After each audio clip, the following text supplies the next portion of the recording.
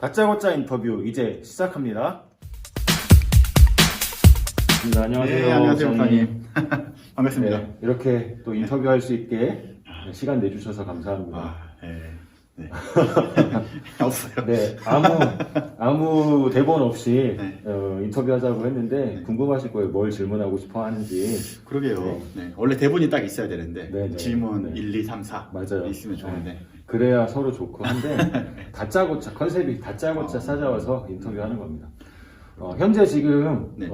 교회에서 사역하고 있는 부분이 어떤 건지 그래도 어, 보시는 분들에게 간단하게 소개해 주시면 좋을 것 같아요. 네, 저는 2012년도에 이제 청년 진장으로 와서요. 지금까지 계속 청년부로 그 사역을 계속 하고 있고요. 그래서 청년들이랑 같이 뒹굴고 있습니다.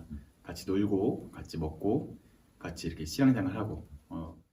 삼청 몇진? 삼청 육진이요. 삼청 육진. 예. 네.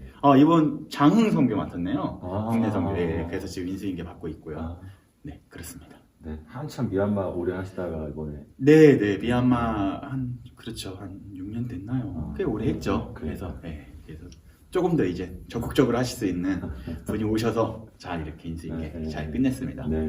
네.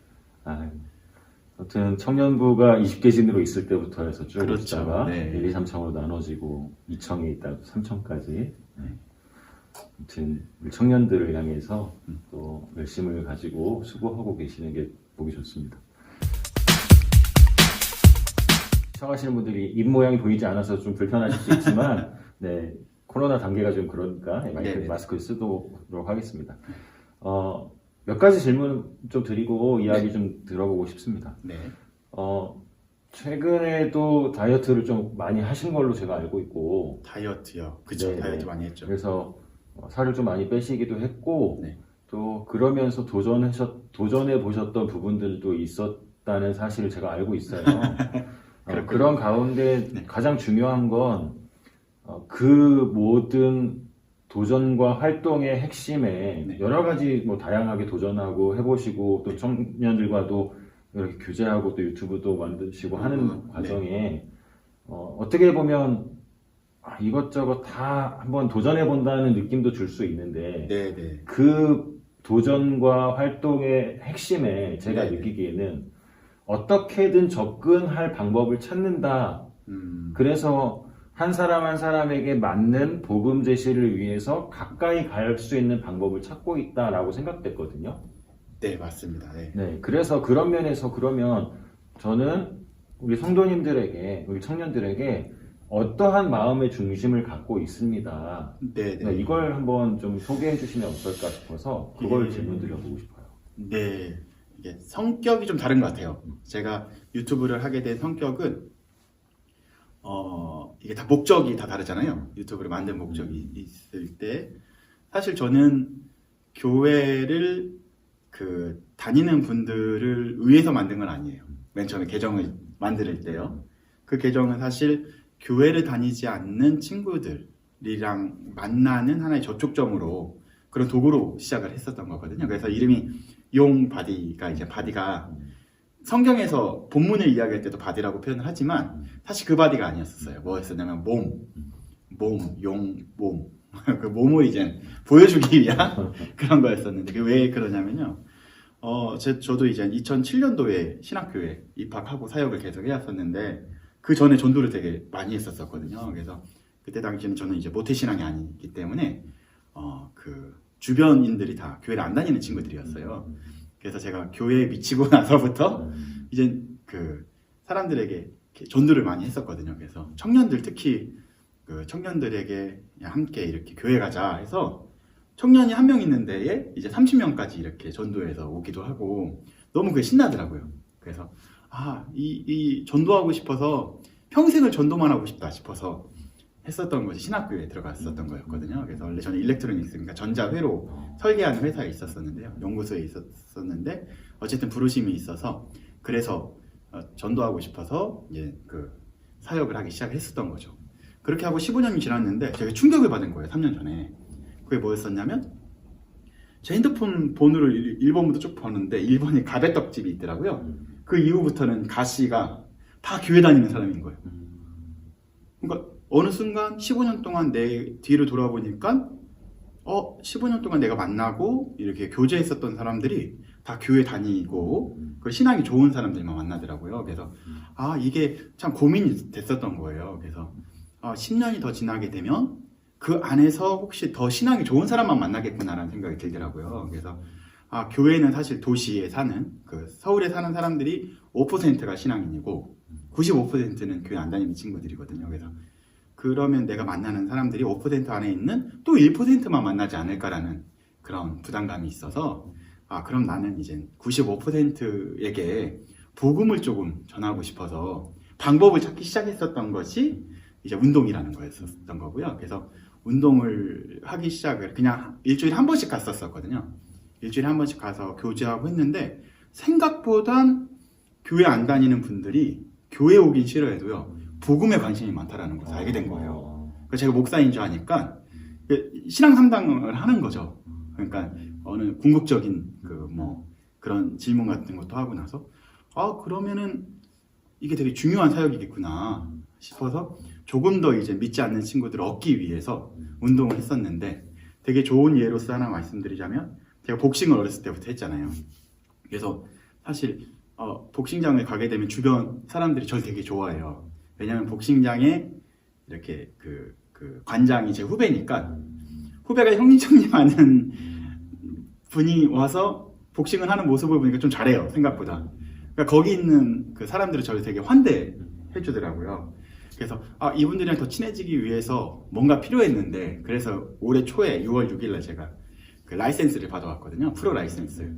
그거를 받아오니까 저를 이게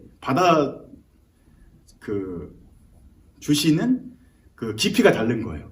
그 전에는 그냥 주변에 있는 한 명이었는데 이제 약간 라이센스가 있으니까 더 좋아해요. 그래서 목사님 하면서 식사 같이 하자고 이야기를 하고 하기 때문에 그 교제하는 분들이 50대, 60대 되시는 분들이 많이 계시거든요. 근데 정말 그분들이 식사 대접하고 싶다고 해서 토요일 날 양해를 구하고 가서 식사를 같이 했어요. 했는데 그 식사하기 전에 기도를 해야 되잖아요. 기도를 할 때 이제 그 사장님 이름을 불러가면서 자녀도 축복해 주시고 좀 이렇게 붙잡아 달라고 기도했는데 그분이 15년 만에 처음으로 기도라는 걸 받아봤대요. 왜냐면 그분이 이제 술집을 운영하기 때문에 주변에 교회 다니는 사람 한 명이 없는 거예요. 유일하게 한 명이 있는데 그 사람이 목사인 거죠. 그러니까 그 목사가 자기의 자녀들을 위해서 기도해 주는 것은 감동이었던 거예요. 그래서 좀 더 친해지고 싶다라는 것이 오히려 거꾸로 오더라고요. 그래서 생각보다 이런 사역들이 조금 더 구체화되면 좋겠다 싶어서 한번 좀 시도를 해봤었는데 운동은 그냥 하나의 수단이었어요. 그래서 폭을 넓히기 위해서 올해 이제 보디빌딩을 한번 해본 거예요. 그래서 보디빌딩을 하다 보니까 다이어트가 필요했었던 거고 대회를 나갔다 와야만 더 많은 헬스하는 사람들을 얻을 수 있을 것 같아서 대회까지 나갔다 왔던 거고요. 그래서 좋은 결과도 있었고요. 핵심은 복음이다. 그런 상황입니다. 이제 말씀하시는 도중에 6월 6일날 라이센스를 받았다고 했는데 그게 어떤 건지 구체적으로 한번. 그거는 프로 라이센스예요. 그러니까 이제 그 복싱은 이제 레벨이 있어요. 복싱 관련된. 네, 복싱 관련된 라이센스를 받았고 보디빌딩 대회도 2번 나갔다 왔거든요. 그래서 4등 한번 해봤고요, 2등 한번 했는데 입상을 한 거죠. 그래서 이제 오히려 더 많은 사람들과 교제하기 있어서는 좋은 기회장을 만들게 된 거죠. 네, 그냥 다가가는 것보다는 그렇죠. 그래도 어떤 라이센스나 자격증이 있을 때 그렇죠. 사람들이 조금 더 대하는 태도가 달라지더라. 다르죠. 네, 확실히 다릅니다. 그건. 네. 그러니까 그들은 그러니까 이런 표현 쓰면 안 되는데 헬창이라고 표현을 해요. 헬스에 몸을 던졌다. 네. 그게 이제 보편적인 표현인 거거든요. 그러니까 헬스를 열심히 하는 사람들이 이야기하고요. 헬린이는 뭐냐면 헬스라는 어린이들인 거예요. 그래서 헬린이들을 얻으려면 그냥 운동을 좋아하면 되는데 예를 들어서 헬린이만 얻지 말고 헬창까지 얻으려면 약간 조금 그 라이센스가 있어야 그래도 우리 정도 됐네라고 이제 자기네들이 레벨을 정해요. 그래서 그분들 좀 얻기 위해서는 조금 더 높은 이제 레벨의 라이센스가 필요했었던 거고요. 근데 그게 끝나니까 오히려 더 많은 사람들과 교제의 폭은 넓어진 것 같아요. 네, 어렵네요. 근데 생각보다. 네.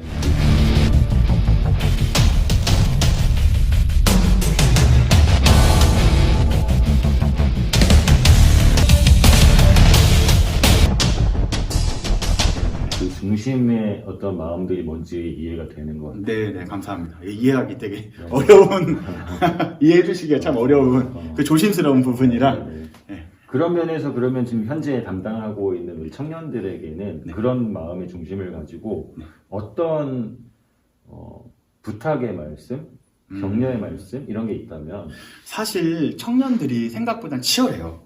그 목사님도 청년 사역을 좀 오래 해보셨잖아요. 저랑 같이 해봤지만 사실상 그들이 싸우는 필드 자체가 진짜 전쟁과 같은 곳이잖아요. 거기에는 95% 주변인들이 교회 안 다니는 분들이 많이 있단 말이에요. 그래서 치열하게 살아가는 부분에 있었을 때 제가 뭔가 이렇게 청년들에게 해줄 수 있는 것이 한계가 있다라는 것이 조금 느꼈어요. 한 5년 정도, 6년 정도 사역을 하다 보니까 딱 부딪혔을 때, 왜냐면은 현장에서 정말 어렵게 정말 취업이 안 되는 친구, 결혼이 안 되고 막 정말 힘들어서 교회에 찾아오는데 제가 그분들에게 해줄 수 있는 답변은 그냥 기도할 게밖에 없는 거예요. 그게 정확한 답이긴 하지만 사실 그들은 공감을 못 해요. 당연히 목사님이 기도해 줘야 되는 거죠. 그런데 그냥 기도할 게가 되게 무책임한 답변으로 그들은 생각을 하더라고요. 이때 너무 어려웠었는데 저 역시 그냥 이용이로서 그냥 그렇게 치열하게 세상에서 한번 살아가는 모습을 같이 띄어가면서 그분들이랑 같이 성경 말씀도 저 생각보다 깊이 같이 성경 공부도 하고 지속적으로 이제 말씀 나누기도 하고 사역에 있어 저희 터닝 포인트가 3년 전에 같이 있었거든요. 비그리스도인에 대한 터닝 포인트 있었는데 저는 누가복음 나인성 과부 찾아왔을 때 나인성에 있었던 과부의 외아들이 죽었었을 때 예수님께서 나인이라는 성에 찾아가셔서 직접 과부를 위로하시거든요. 울지 말라라고 한 말씀 해주시고 그 다음에 관에 손을 대신 다음에 한 말씀 하신 것이 청년아 일어나라 였어요. 이 두 말씀이 저에게 있어서 청년 사역에 있어서 터닝 포인트를 줬거든요. 왜냐하면은 청년분들이 고민이 있어서 찾아왔는데 해줄 수 있는 게 아무것도 없었던 거죠. 왜냐하면은 취업이 안 돼요. 그리고 어머님이 아파요. 암에 걸렸어요. 꼭 본인이 암에 걸려서 너무 힘들어요. 여자친구랑 헤어졌어요. 매일 오는데 목사로서 해줄 수 있는 게 없었었는데 하나님 제가 청년들을 위해서 할 수 있는 게 아무것도 없네요. 내가 여기 있을 필요가 없는 것 같아요 라고 이렇게 새벽에 막 울고 있었거든요. 근데 그 말씀이 저희가 왔었던 거예요. 주님께서 과부를 보고 불쌍히 여기시더라고요. 그러니까 청년을 불쌍히 여기신 게 아니라 죽은 청년은 죽어 있었던 건데 그 과부를 보고 불쌍히 여기시사 그 다음에 청년에게 가셔서 한 말씀 하신 게 청년아 일어나 있었던 거예요. 그러니까 제가 그때부터 기도 제목이 바뀌었던 거예요. 하나님 저를 불쌍히 여기시고 제가 매일같이 그 청년들과 함께 기도하면서 눈물 뿌리면서 기도할게요. 저를 불쌍히 여기시고 한 말씀을 해달라고. 지금 죽어가고 있는 청년들 그리고 또 죽은 것과 같은 상황에 처해 있는 청년들에게 한 말씀만 해주신다면 제가 정말로 기도로 살아갈게요 라고 이야기를 했거든요. 제가 말씀드리고 싶은 것은 지금 청년들의 현실은 죽은 것처럼 정말로 힘든 상황일 거란 말이에요. 그럼에도 불구하고 주님께서는 그 청년들에게 반드시 하신다라는 거죠. 뭐라고 말씀하시냐면 청년아 일어나라 내게 이로우라고 이렇게 말씀하실 것 같아요. 그러면 그 죽은 청년이 일어났더라고요. 중요한 건 그거예요. 분명히 일어날 수 있는 소망이 있다라는 거죠. 그러면 어디에서 일어날 수 있는 소망이 생겼냐면 말씀이더라고요. 네. 예수님이 한 말씀만 해주시면 청년은 일어날 수 있겠더라고요. 그래서 정말 힘들더라도 말씀 붙잡자고 이야기하고 싶어요.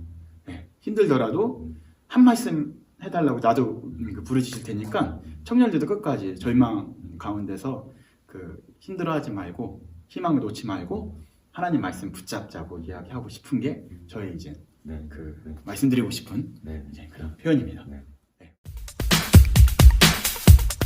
마지막으로 영상 보시고 계시는 분들에게 그러면 우리 서로 일어날 수 있도록 도전의 한 말씀, 격려의 한 말씀 해주신다면? 씨름이 필요할 것 같아요. 씨름. 뭐냐면 운동이랑 연결을 시킬게요. 매일같이 운동을 해야만이 근력이 생기고 근육이 생기는 것처럼 신앙생활도 그냥 하나님께서 하시겠지라고 하게 되면 이게 근력이 약해지는 것 같아요. 그러니까 힘들 때일수록 오히려 그냥 반응적으로 습관적으로 기도하고 말씀하고 찬양하는 부분은 빼놓지 않았으면 좋겠어요. 오히려 어렵기 때문에 이게 비수기 때 열심히 하면은 나중에 이젠 그게 효과가 볼 때가 있더라고요. 힘들기 때문에 우리가 해야 되는 것은 세 가지밖에 없는 것 같아요. 그 기도하고 그다음 말씀 보고 또한 이제 찬양하고 하는 것이 가장 중요한 부분이지 않을까라는 생각을 합니다. 왜냐하면 운동에도 3대 운동이 있거든요. 벤치프레스, 데드리프트, 그다음에 스쿼트. 이건 빼놓지 않고 매일같이 하는 사람들이, 운동하는 사람들이 매일같이 빼놓지 않는 운동이에요. 이것처럼 기본적인 영적인 근력을 키우기 위해서는 그 조금 힘들더라도 그 의도성을 갖고 자발적으로 기도랑 말씀과 그 부분을 좀 구체화시켜서 조금 더 이렇게 할 수 있는 방법을 찾아보시면 좋을 것 같아요. 그래야만 이제 이 어려움도 이길 수 있을 것 같아요. 네, 감사합니다. 시간 내주셔서 또 이렇게 제가 정리를 잘 못해서 죄송해요. 제가 좀 준비가 그냥 미리 주셨어요. 네, 준비하지 않고 현장에 있는 그대로 현장성을 중요하게 여기시니까 현장을 그대로 이야기하는 겁니다. 네, 좋은 시간 제가 또 잘 정리해 보도록 하고 좋은 시간 내주셔서 감사합니다. 좋은 기회 주셔서 감사합니다. 감사합니다.